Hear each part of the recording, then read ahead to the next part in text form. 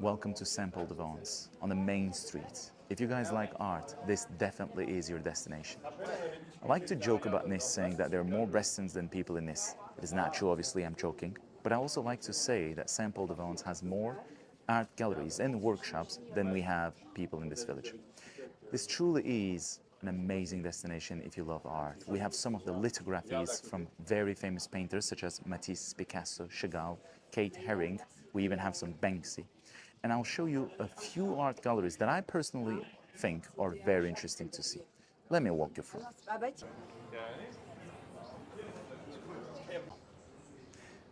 As I mentioned, guys, this is an amazing street. Sometimes looking up and seeing the lintels, which are the stones over the gates, can be very interesting. On this very one, you can see numbers 1516.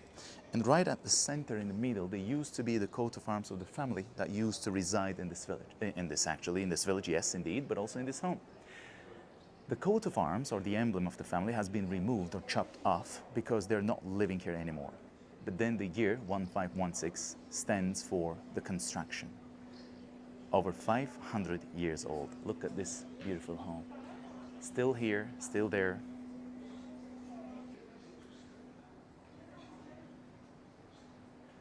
All the details being very interesting. The door handle is very interesting, but look on the other side. We have the tail of the elephant.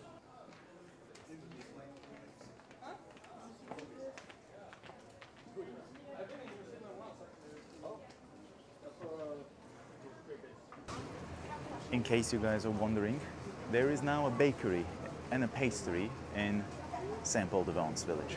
It's on your left side. They have good baguettes and some very good pastry.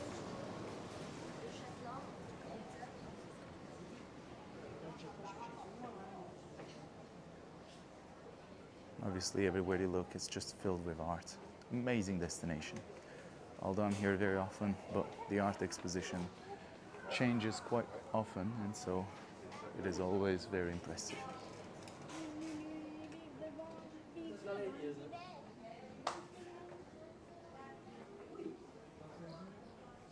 Look at the artist called Lavarenne.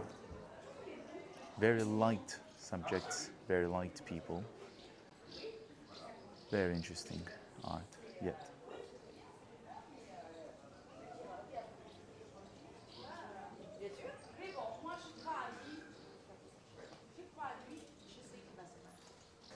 As I mentioned, guys, we have some of the lithographies of some of the very famous painters of the 20th century. If you look on your right side, all the way on the top, we have Banksy, a street artist from England, very famous and anonymous. And then right next to it, we have an artist from Spain called Juan Miro. On the left side, we have Kate Haring.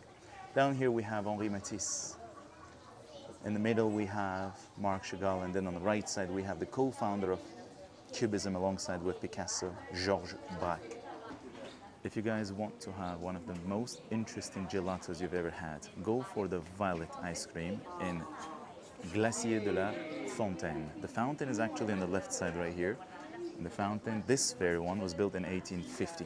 And so the ice cream, the gelateria, is right next to it. So go for the violet, you will not regret it. Guys, Saint-Paul-de-Vence isn't only about, tourists being very crowded, but it also is being, a residential area. Look at the art on the window. It's a beautiful, beautiful village. I truly, really love this village. I believe Saint-Paul-de-Vence, Tourette-sur-Lot, as they're all the most beautiful and picturesque villages of the French Riviera. Look at the grapes up here. By August, I'm not going to be doing tours. I'll be eating them all here. They are so tasty and so great.